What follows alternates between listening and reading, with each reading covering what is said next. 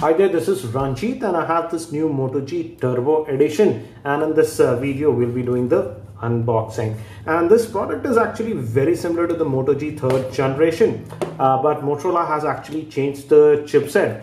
This one runs on the more powerful Snapdragon 615 chipset. The Moto G3, which I reviewed earlier, runs on the Snapdragon 410 chipset. So let's do the unboxing. And here it just gives us a basic idea that it runs on the powerful 1.5 GHz Snapdragon 615 chipset. It also has turbo power. That means it has fast charging and it is IP67 certified. It sports a 5-inch screen, and that is again a 720p HD screen with Corning Gorilla Glass. It'll be interesting to see if this has a fast charger supplied. And here it says that it is 4G dual SIM and that octa-core processor regarding charging, and it also has a micro SD card. So let's open this up.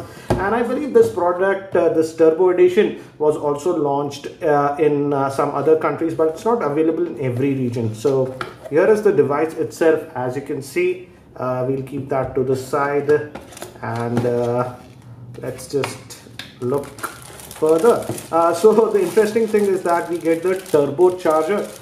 This is the similar charger that we actually saw with the Moto X style, and this is a fast charger.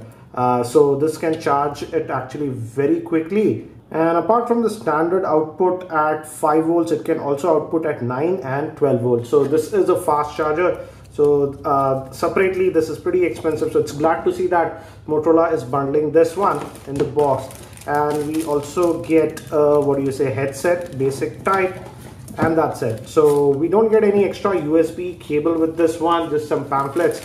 And this power cable is actually attached, so you don't get a separate USB cable. So let me keep these things to the side. So as you can see, this is the Moto G Turbo Edition, and it is again IP67 certified. So it is sort of water resistant also, and if water falls on it, it should be fine. Let me try to take this off. And it has a 2470 milliamp hour battery, which we have to check how well the battery life handles, but it has fast charging. So let me just peel this off. And in terms of looks, I have to say it looks very familiar to the regular Moto G3. It's just that the processor is upgraded. Let's try to open the back. The back cover can be opened. We have an indent over here, so let me try to open that up. And as you can see, you can open it up, and it is a dual SIM device. As you can see, we can add our primary SIM over here, the secondary SIM over here, and we can also add a micro SD card. Micro SD cards up to 32 gigabytes are supported. And this is the 13 megapixel rear facing camera with dual LED flash, and the battery is actually sealed inside like the regular Moto G3. So in terms of looks, it's very similar to the Moto G3, and the build quality again looks nice. It feels nice. And on the top we have the 3.5mm headphone jack, the secondary noise cancellation microphone, the power button, the volume rockers, and again as you can see, it feels nice in the hand because of this tapered down design. On the bottom we have the micro USB slot that will be used for charging, indent as I showed you to open the back cover, and on this end nothing. Let me actually try to boot this up. It sports a 5-inch 720p HD screen, and by the time it boots up and I set it up, let me give you a configuration overview. This Moto G Turbo Edition is powered by the Snapdragon 615 chipset, which is actually an octa-core processor divided into 2 quad cores.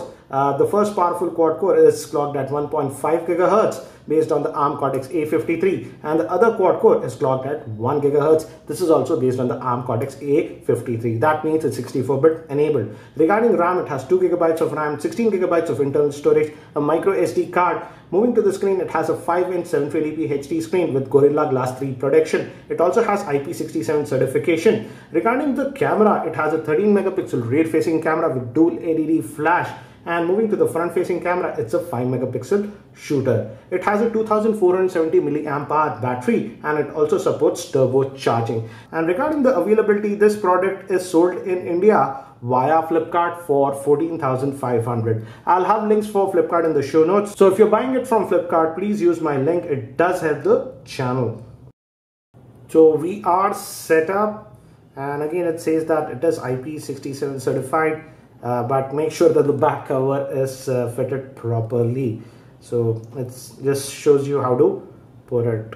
And actually, let's look what is the Android version do we get with this one. And if we go to about, it's running on the Android version 5.1.1, which is Android Lollipop. But again, as it's a Motorola device, this one should also get the Marshmallow update very soon. So let me just go back and let me adjust the brightness a little bit. As you can see, let's go back. Let's look at the storage.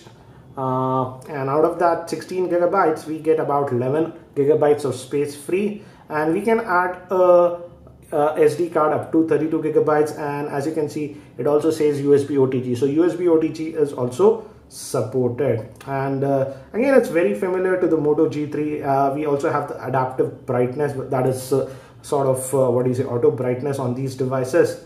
And it's a comfortable phone in the hand. It's slightly heavy for a 5-inch device, but overall I would say very comfortable. If you have used the regular Moto G3, it is very similar to that. And again, we have some Google specific apps, the Play Store, and these are the apps that are preloaded.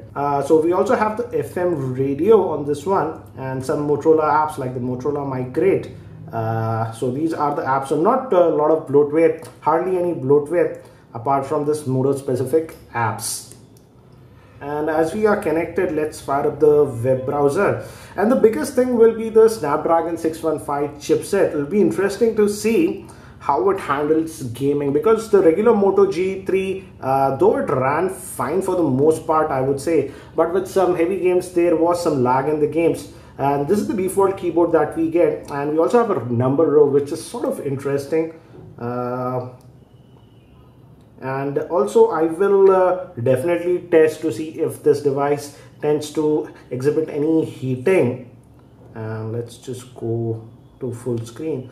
So again, as expected, it's loading it fine. But regarding the screen, I would say again, it's a warm tone, so it's slightly on the yellow side. It's not totally yellow, but definitely the screen temperature is a little bit on the warmer side. Regarding the viewing angles, it is okay, but not the best that I have seen. But certainly a decent screen, but it's not pure white if you're looking for that. It has that warm tint in my opinion. Again, we have this multitasking tray over here, home button and back. Again, these are virtual buttons. Let's actually, let me try to play a YouTube video and let's see how is the speaker. Give me a second, guys.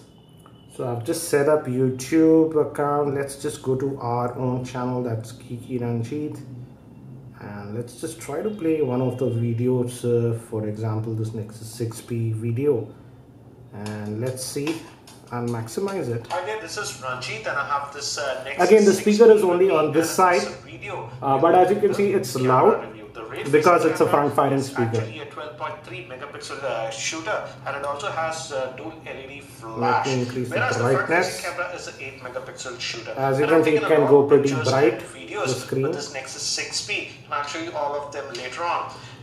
But before that, let me just get out. So the speaker is okay because it's a front-firing speaker, but the speaker is only at the bottom. And interesting thing would be how it performs in gaming because of the powerful chipset, that's the Snapdragon 615. And I'll also test how quickly it charges, because now it supports the quick charging. The camera is again a 13 megapixel shooter. So this is the camera app. You can just tap and you can slide to zoom, and we also have the quick capture, that is twist to open it up. So let me bring some objects nearby, and you just tap and it takes the pictures. As you can see, just tap in and it takes the pictures. But you can enable the tap to for changing the exposure. I personally like doing this. So you can adjust the exposure like this and take the pictures.